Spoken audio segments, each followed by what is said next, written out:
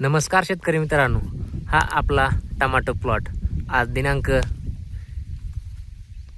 19 जून 2026 रोजी आपला tomato plot 50 दिवसाचा कंप्लीट झाला आहे. ही पहा आपली फुल सेटिंग व फळ सेटिंग कशी आहे, जबरदस्त प्रमाणात आहे. आज आपण टमाटो प्लॉटला फवारणीचे नियोजन करणार आहोत, कारण की आज 2 दिवस झाले लगातार रिमझिम पाऊस आहे व ढगाळ वातावरणही आहे. ही पहा आपली सेटिंग. आज आपण फवारणीमध्ये घेणार आहोत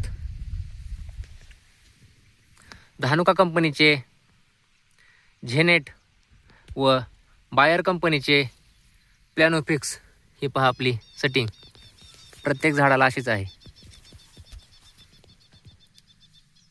हे पहा, आपण 2 औषधाचे कॉम्बिनेशन घेणार आहोत.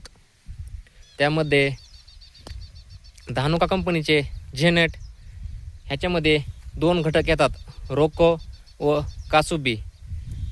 कासुबी आपल्या बॅक्टेरियल बाईटवर काम करते व रोको आपल्या करप्यावर काम करतो.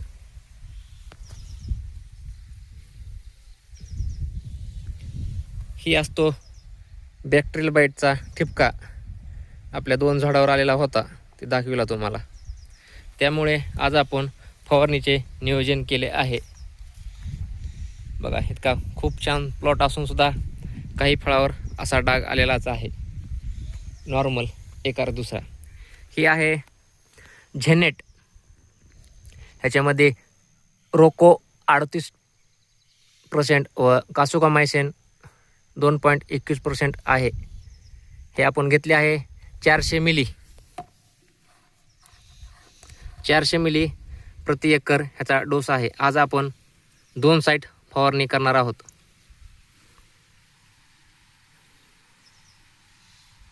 आपल्याला आज 8 ते 9 STB लागतात 2 साईट फवारायचं म्हणलं तर.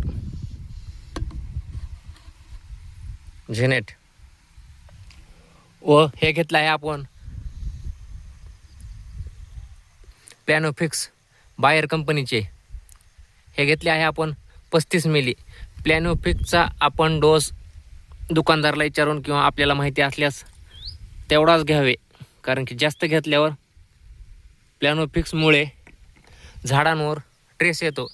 जेवढा तुम्ही ॲक्युरेट डोस घेता तेवढा प्लॅनोफिक्सचा आपल्या टमाटो प्लॉटला चांगला आहे, कारण की ह्या वातावरणामध्ये अतिरिक्त वाढ होत असते आपल्या टमाटो प्लॉटची. त्यामुळे आपण आज प्लॅनोफिक्स घेतलं आहे.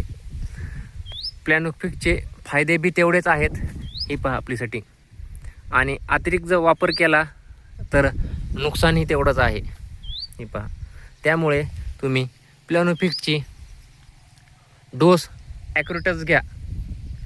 जेवढा तुम्हाला दुकानदारांनी सांगितलं आहे किंवा तुम्ही सर्च करून हे घ्या. मी 3 ml ने घेत आहे आज प्लॅनोफिक्स. डोस बरोबर आहे का ते बी कमेंटमध्ये सांगा. बा, आपले पंजेचे पंजे सट झालेले आहेत. प्लॅनोफिक्समुळे दुसरे बी होते, हे फुल ड्रॉप होण्याची संख्या कमी होते. हे असे पिवळे पडून फुल जी ड्रॉप होते ह्या वातावरणामध्ये ते होत नाही व पंजेचे पंजे सट होतात. ही पहा आपली सेटिंग, चांगली सेटिंग झालेली आहे. आता इथून पुढं म्हणलं तर आपल्याला करपा आणि बॅक्टेरियल बाईट म्हणजे फळावर येणारे टिपके व ह्या कळीच्या दांड्यावर येणारे टिपके, ह्यासाठीच आपल्याला प्लॉटला जपावं लागेल. त्यामुळे पाऊस पडल्यावर फवारणी घ्यावीच लागते. कोणत्याही झाडाला फुल सेटिंग आहे. हे पहा, हे पहा,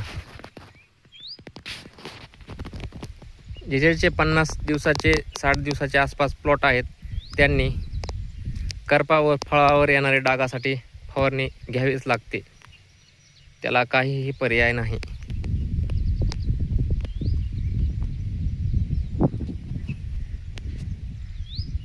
ही पहा फुल सेटिंग आहे आपली, फुल सेटिंगमध्ये प्लॉट आहे.